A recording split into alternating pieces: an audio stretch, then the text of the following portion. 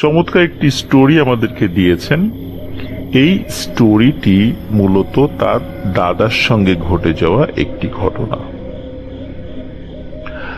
ঘটনাটির সময়কাল 1950 সাল থেকে 55 সালের মধ্যবর্তী কোনো একটি সময় হবে। ওনার দাদার নাম বেলায়েত হোসেন খান। স্থানীয় একটি মসজিদে দীর্ঘদিন ইমামতি করতেন, যার ফলে এলাকার মানুষের কাছে উনি কিন্তু খুব পরিচিত একজন নাম। উনি বিয়ের পরে শ্বশুর বাড়িতে একবার শ্বশুরের অসুস্থতার খবর শুনে দেখতে যান এবং ওই দেখতে যাওয়ার সময় এবং ফিরে আসার সময় ভয়ানক কিছু ঘটনা ঘটে। প্রিয় লিসেনার্স, আর কথা না বাড়িয়ে সরাসরি চলে যাচ্ছি ঘটনাতে। শুরুতেই বলেছি ঘটনাটির সময় 1950 সাল থেকে 55 সালের মধ্যে কোনো একটি সময়। কোনো এক বিকালে আবিদের দাদা বেলায়েত হোসেন খান উনি খবর পান ওনার শ্বশুর খুব অসুস্থ। তো যেহেতু উনি নতুন বিয়ে করেছেন আর ওনার ওয়াইফ আবিদের দাদি উনিও স্বামীর বাড়িতে নতুন এসেছেন, যার কারণে স্বাভাবিকভাবে বাবার অসুস্থতার খবরে তিনিও খুব বিচলিত হয়ে পড়েন। উনিও কান্নাকাটি শুরু করেন যে উনি বাবাকে দেখতে যাবেন, কিন্তু আবিদের দাদা উনি তাকে বুঝান যে আমি আগে দেখে আসি অবস্থা কেমন, মনে হয় অতটা সিরিয়াস না, আমি একাই যাচ্ছি, তুমি বাড়িতে থাকো, রাত্রেবেলা এখন যাওয়ার দরকার নেই।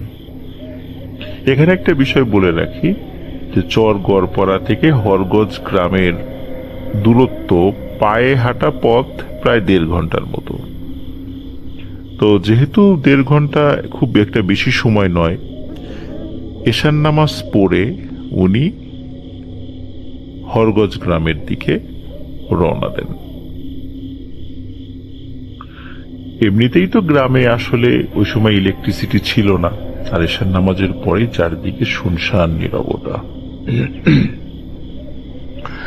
আগের দিনে মানুষ হারিকেন বা কুপিবাতি কিন্তু রাত্রেবেলা চলার সময় ব্যবহার করতেন, এবং রাত্রেবেলা চলার সময় হাতে কিন্তু একটা লাঠি নিয়েও মানুষ বের হতেন, কারণ রাত্রেবেলা চলাফেরার ক্ষেত্রে অনেক সময় সাপ, কুকুর, শেয়াল এরকম অসংখ্য জিনিস রাস্তার মাঝখানে চলে আসে, আক্রমণ করে বসে, যার কারণে লাঠি নিয়ে সাধারণত চলাফেরা করতে হয়। তো ওখানে যাওয়ার জন্য, হরগজ গ্রামে যাওয়ার জন্য শুধু যে একটি নদী পাড়ি দিতে হয় তা নয়, একটি বিশাল চকও পাড়ি দিতে হয়। আর এমন একটা সময় উনি বের হয়েছেন যে এই রাত্রে নদীটা পার হওয়ার জন্য যে কোনো নৌকা যে পাবেন এটা একটা ভাগ্যের ব্যাপার ছিল। যখন বাড়িতে ফেরার জন্য উল্টো পথ ধরেছেন, আবার চর গড়পাড়ার দিকে রওনা দিয়েছেন, হঠাৎ ওনার পেছনে পানিতে কলকল কলকল শব্দ উনি শুনতে পান। মনে হচ্ছে কিছু একটা জিনিস এসে নদীর ঘাটে থামলো। উনি পিছনে তাকিয়ে দেখেন যে ঘাটে একটি নৌকা বাঁধা। উনি দেখে খুবই অবাক হয়ে যান। মাত্র উনি এখানে তাকিয়েছেন, খুব ভালো করে দেখেছেন, এপাশ ওপাশে কোনো নৌকা ছিল না। হঠাৎ নৌকা কোথা থেকে এলো? তো উনি চিন্তা করেছিলেন হয়তোবা রাতের বেলা উনি দেখতে ভুল করেছিলেন। এই চিন্তা করে উনি ভাবলেন যে তাহলে নৌকা যেহেতু পেয়েছি, নৌকায় উঠে পড়ি। নৌকার কাছে গিয়ে দেখেন নৌকাতে কোনো মাঝি নেই। তো উনি চিন্তা করলেন যে হয়তোবা মাঝি নৌকা এখানে রেখে বাড়িতে চলে গেছে, যেহেতু বৈঠা টইঠা সবই আছে। তো আর এই গ্রামের যারা মাঝির কাজ করেন তাদের সবাইকে উনি চিনতেন বা জানতেন। তো তখন আর অনুমতি নেয়ার উনি প্রয়োজন মনে করেননি, যার কারণে উনি চিন্তা করলেন যে এটার অনুমতি কি নিব, যেহেতু নাই, আর খুব ইমার্জেন্সি যেহেতু আমি আসছি, আমি নৌকাটা নিয়ে যাই। তো উনি নৌকাটি নিয়ে পার হওয়া শুরু করেন। খুব বেশি দূরত্বর পথ না, খুবই সামান্য একটি পথ, কিন্তু যখনই উনি নৌকা নিয়ে মানে নিজে নিজে চালিয়ে নদীটা পার হচ্ছিলেন, কিছু দূর যাবার পরে বুঝতে পারেন যে কি ব্যাপার, নৌকাটি কেমন যেন ভারী ভারী লাগছে কেন। তো উনি ভারী ভারী হওয়ার কারণটা উনি এটা ফাইন্ড আউট করেন যে নৌকায় অনেক পানি উঠে গেছে। উনি চিন্তা করেন এতটুকু সময়ের মধ্যে নৌকায় এতখানি পানি উঠে গেল। তো যাই হোক, উনি আসলে চিন্তা করেন যে হয়তোবা নৌকায় হয়তোবা ফাটল থাকতে পারে, একটু ফোঁটা বড় থাকতে পারে, যার কারণে হয়তোবা পানি দ্রুত উঠে গেছে। এই চিন্তা করে উনি মানে হাত দিয়েই পানি সেচে ফেলতে থাকেন। ওদিকে আবার এক হাত দিয়ে মানে কিছু সময় বাইতে থাকেন, কিছু সময় পানি সেচতে থাকেন। যেহেতু পথটা খুব বেশি দূরত্ব ছিল না, অল্প সময়ের মধ্যেই উনি নদীর এই পাশে চলে আসেন, মানে হরগজ গ্রামের কাছাকাছি চলে আসেন। উনি আসার পর চিন্তা করেন যে নৌকা যদি নদীর মধ্যে থাকে তাহলে তো আস্তে আস্তে পানি উঠতে থাকবে, পরে আবার ডুবে যেতে পারে। তো যেহেতু এই নৌকাতেই আমাকে আবার ব্যাক করতে হবে, তো এটাকে কষ্ট করে টেনে পারে তুলে আনি, তাহলে যেটা হবে সেটা হচ্ছে যে আমাকে এর মধ্যে আর পানি উঠবে না, আর যাওয়ার সময় খুব সহজে এটাকে নিয়ে আবার চলে যেতে পারবো। তো অনেক কষ্টে উনি নৌকাটা পারে তুলে রাখেন যাতে আর পানি ঢুকতে না পারে। এরপর আবিদের দাদা হারিকেন নিয়ে আবার হাঁটতে থাকেন। সামনে পড়ে বিশাল একটা চক। এই চক পাড়ি দিয়ে 5 মিনিট হাঁটলেই কিন্তু আবিদের দাদার শ্বশুর বাড়ি। ওনার দাদা একটু ভয় ভয় পাচ্ছিলেন, কিন্তু সেদিকে খেয়াল না করে হাঁটতে থাকেন। কিছু দূর যাবার পরে দেখেন বিশাল একটি খড়ের স্তূপ। গ্রামে অনেকে এটাকে কিন্তু খের বলে চিনে থাকে, আমরা খড় বলি, কিন্তু গ্রামে খের বা খের এই শব্দগুলো ইউজ করা হয় আর কি, যেটা মূলত গো খাদ্য হিসাবে ব্যবহৃত হয়। দাদা সেটিকে পাশ কাটিয়ে চলে যান।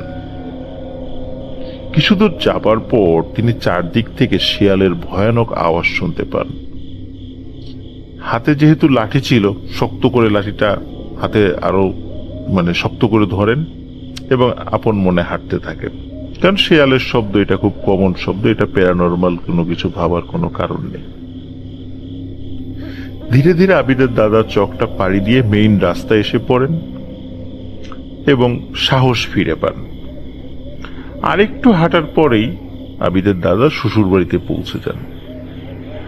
সবাই আবিদের দাদাকে দেখে কিন্তু অবাক হয়ে যায়, এত রাত্রে দাদা একা একা এসেছে। তাই সবাই দাদাকে বকতে থাকেন আর বলেন যে রাতটা থেকে কাল সকালে আসতা। কিন্তু আবিদের দাদা বলেন যে না, আসলে শ্বশুরের অসুস্থতার খবর শুনে চলে আসলাম, তো আপনাদের মেয়েও কান্নাকাটি করছে, হয়তো বা রাত 10টা বেজেছে, 10টা কি 11টা বেজেছে, আর ফিরে আসতে গেলে আরো 1.5 ঘন্টা সময় লাগবে। কিন্তু গ্রামে রাত 11টা 11:30 কিন্তু অনেক রাত, এটা তো আমরা সবাই জানি, এটা নতুন করে বলার কিছু নেই। তো যাই হোক, যেহেতু সব পরিস্থিতি বিবেচনা করে ওনার শ্বশুর বাড়ির কেউই তাকে আর আসলে বাধা দিলেন না। তবে তারা বললেন যে তোমার শ্যালককে সাথে নিয়ে যাও, ও সকালে ফিরে আসবে, একা একা রাত্রে যেও না। কিন্তু আবিদের দাদা বললেন না, ওর কষ্ট করে এখন আর যাওয়ার দরকার নেই, আমি একাই যেতে পারবো। যদিও উনি মনে মনে একটু ভয় পাচ্ছিলেন, তারপরেও সাহস করে উনি বললেন যে থাক, ওর আর কষ্ট করে যাওয়ার দরকার নেই। হারিকেন এদিকে তেল শেষ হয়ে গেছিল প্রায়, এই জন্য শ্বশুর বাড়ি থেকে হারিকেনে তেলও ভরে দিল। খাওয়া দাওয়া করে আবার রওনা হলেন উনি নিজ বাড়িতে। আর মূল ঘটনা কিন্তু শুরু হয় এই এখন থেকেই। রাত কিন্তু তখন অনেক গভীর, চারদিক নিস্তব্ধ, কোথাও সারা শব্দ নেই। আবিদের দাদার কাছে মনে হচ্ছে যে তিনি ছাড়া মনে হয় পৃথিবীতে আর কেউই নেই, কোনো মানুষ নেই, এই পৃথিবীতে উনি একাই আছেন। কারণ চারদিকে এতটা শুনশান ছিল যে এরকম মনে হওয়াটাই তার জন্য স্বাভাবিক ছিল। মেইন রাস্তা পার করে দাদা হাঁটতে হাঁটতে আবারও সেই চকে চলে আসেন। কিছুদূর যাবার পর আবিদের দাদা দেখতে পান একটা বৃদ্ধ লোক ক্ষেতের মধ্যে মুগুর দিয়ে বড় বড় মাটি ভেঙে ছোট করছে। বয়স আনুমানিক ৮০ থেকে ৯০ বছর হবে। হারিকেনের আলোতে আবিদের দাদা স্পষ্ট দেখতে পান বৃদ্ধার গায়ে আসলে তেমন কোনো কাপড়ই নেই, শুধু একটি গামছা দিয়ে নিজেকে জড়িয়ে রেখেছে শরীরের নিচের অংশ। আসলে এটা দেখে ভয় পায় না উনি, কিন্তু বেশ অবাক হন এবং ভাবতে থাকেন যে এত রাতে এই বুড়ো মানুষ কোনো হারিকেন বা কোনো কুপি ছাড়া অন্ধকারে বসে বসে একা কিভাবে কাজ করছে। দাদা মনে মনে ভাবেন যে তাকে ডাকবেন, যেই ভাবা সেই কাজ। দাদা বৃদ্ধকে ডেকে বলেন, কাকা, এত রাত্রে আপনি কিভাবে একা একা কাজ করছেন? আপনার সাথে আলোও নেই, এটা কিভাবে সম্ভব? বৃদ্ধটি আবিদের দাদার কথার কোনো জবাব দেয় না, মানে কোনো পাত্তাই দেয় না। তাই আবিদের দাদা আবারও জিজ্ঞেস করেন একই কথা। এবারও তিনি কোনো উত্তর দেন না। বেশ কয়েকবার প্রশ্ন করার পর লোকটি মেয়েলি আর নাকি নাকি কণ্ঠের, মানে মিশ্র কণ্ঠ, মিশ্র কণ্ঠে বলে ওঠে, তোর কাজে তুই যা, তুই আমাকে কেন বিরক্ত করলি? আমাকে বিরক্ত করার ফল তুই পাবি। একথা শুনে আবিদের দাদা আর দাঁড়িয়ে না থেকে সাথে সাথে সেখান থেকে বাড়ির দিকে রওনা দেন। হঠাৎ করে আবিদের দাদা শুনতে পান পেছন থেকে অনেকগুলো মেয়ে খিলখিল করে হাসছে। উনি পেছন দিকে তাকাতেই দেখেন সেই বৃদ্ধও নেই আর কোনো মেয়ে মানুষও সেখানে নেই। আবিদের দাদা কিন্তু সাহসী মানুষ হলেও বেশ ভয় পেয়ে যান, জোরে জোরে সূরা পড়তে থাকেন আর হাতের লাঠি শক্ত করে ধরে আর হারিকেনের আলো বাড়িয়ে দ্রুত হাঁটতে থাকেন।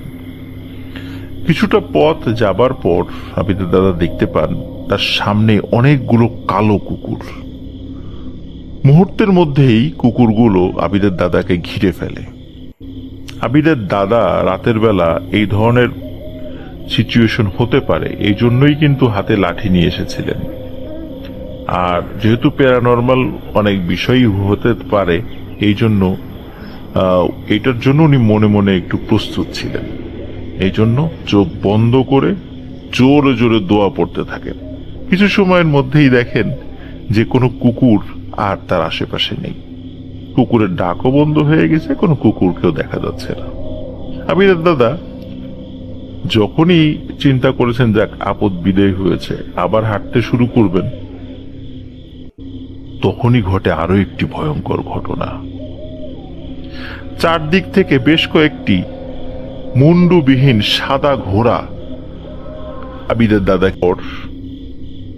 হঠাৎ উনি বিড়ালের আওয়াজ শুনতে পান, কিন্তু সামনে থেকে কোনো বিড়াল দেখা যাচ্ছিল না। মনে হচ্ছে পেছন থেকে বেশ কিছু বিড়াল ওনার পেছন পেছন হেঁটে আসছে। উনি পেছন দিকে ঘুরে তাকাতেই দেখে অজস্র বিড়াল, যাদের চোখ ঠিকরে লাল আগুনের মতো আলো বের হচ্ছিল। এবার তিনি ভাবেন এবার দৌড় দিবেন, কিন্তু হারিকেন তো হাতে আছে, উনি তো দৌড় দিতে পারছিলেন না। কিন্তু উনি চিন্তা করেন যে এবার আর আসলে বাড়িতে, নদী পার হয়ে বাড়িতে ফিরে যাওয়ার আর কোনো উপায় নেই, এবার শ্বশুর বাড়িতেই ফিরে যাব, যেহেতু পথ খুব বেশি আসেনি।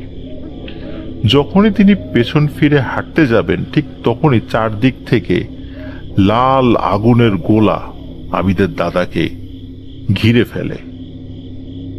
আবিদের দাদা ভয়ে হারিকেন ফেলে লাঠি হাতে নিয়ে দৌড়াতে থাকেন।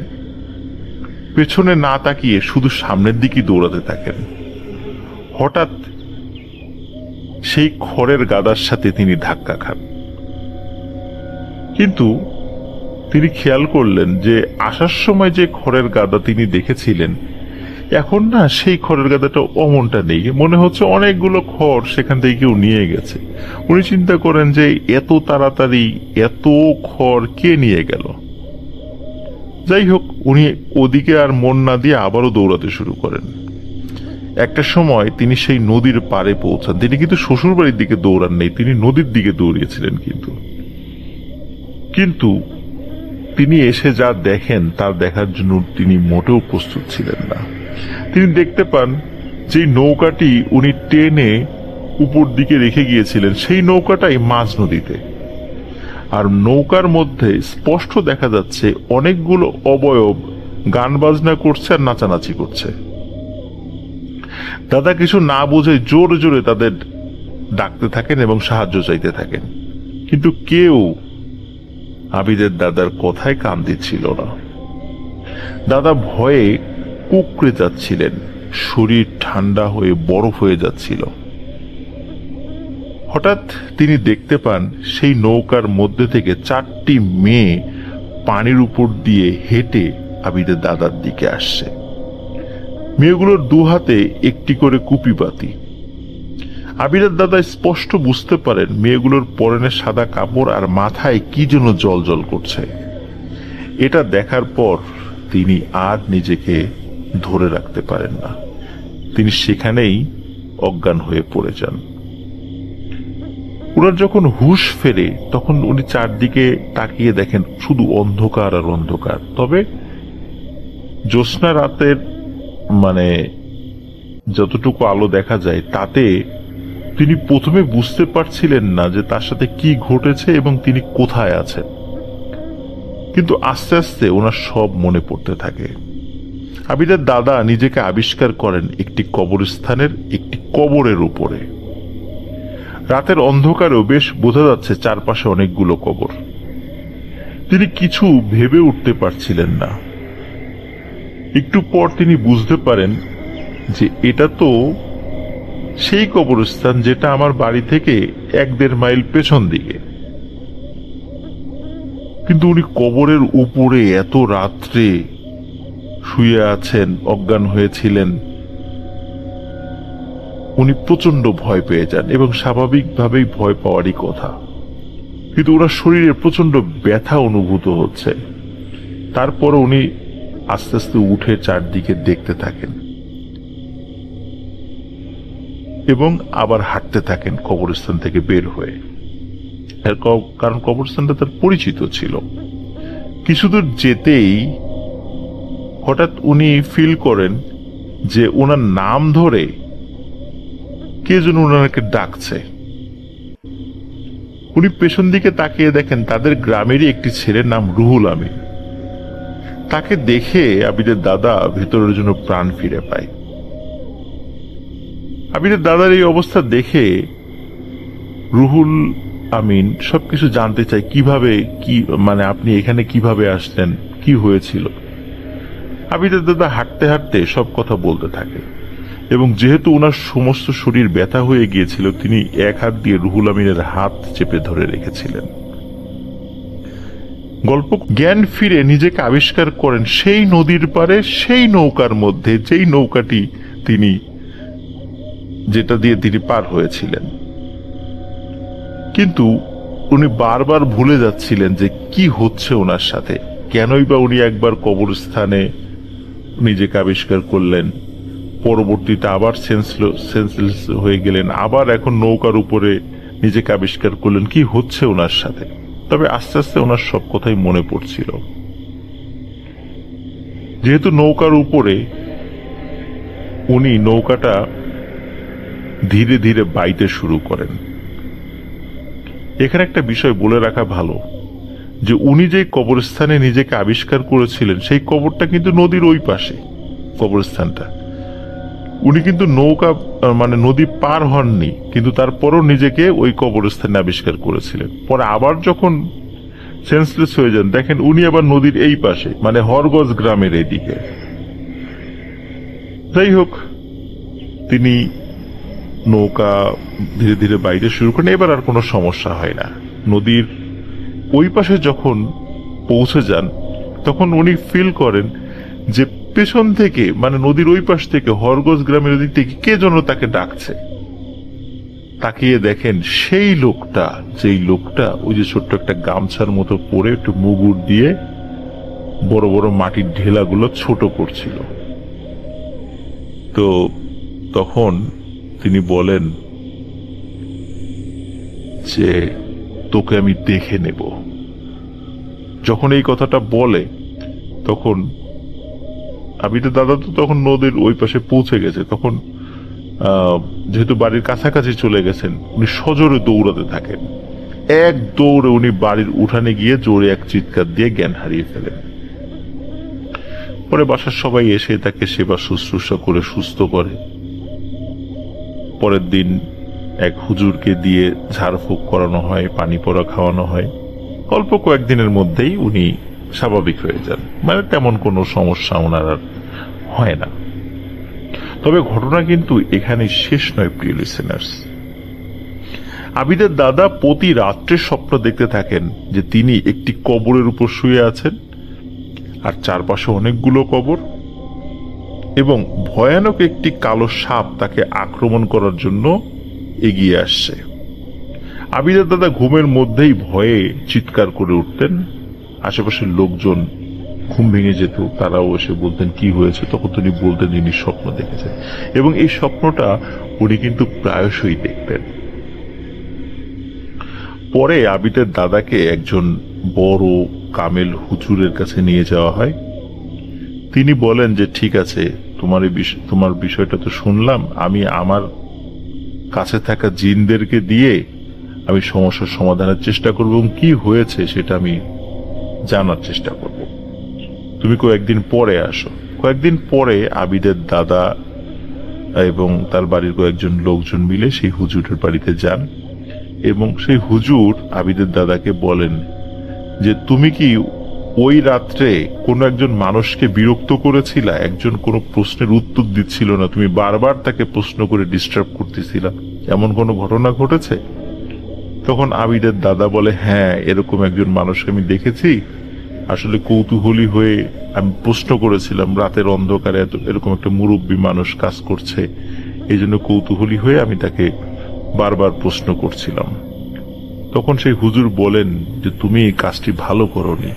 তুমি যখন দেখতে পাচ্ছিলা যে সে কোনো প্রশ্নের উত্তর দিচ্ছে না, তোমার উচিত ছিল সেখান থেকে চলে যাওয়া। কারণ হচ্ছে তুমি যাকে বারবার প্রশ্ন করে ডিস্টার্ব করেছো সে খুবই ভয়ানক একটি জিন, আর সে মায়াবিদ্যায় পারদর্শী, যার কারণে অসংখ্য মায়াবিদ্যার শৃঙ্খলে তোমাকে আবদ্ধ করে ফেলেছিল। সেই রাত্রে সে কালো জাদু করার জন্য মাটিতে কিছু তাবিজ পুঁতে দিচ্ছিল, কিন্তু তুমি তাকে বিরক্ত করায় সে তোমার উপর খুব রাগান্বিত হয়। তাই তোমার সাথে সে এত কিছু ঘটেছে বা করেছে তোমার সাথে। আর সেই কবর যেটার উপর তুমি পড়েছিলে আর বারবার স্বপ্নে দেখতে যে কবরটা, এই কবরের কিছু মাটি ওই খারাপ জিনটি নিয়ে এসেছিল, এবং অন্য মাটির সাথে মিশ্রণ করে সে জাদু করছিল।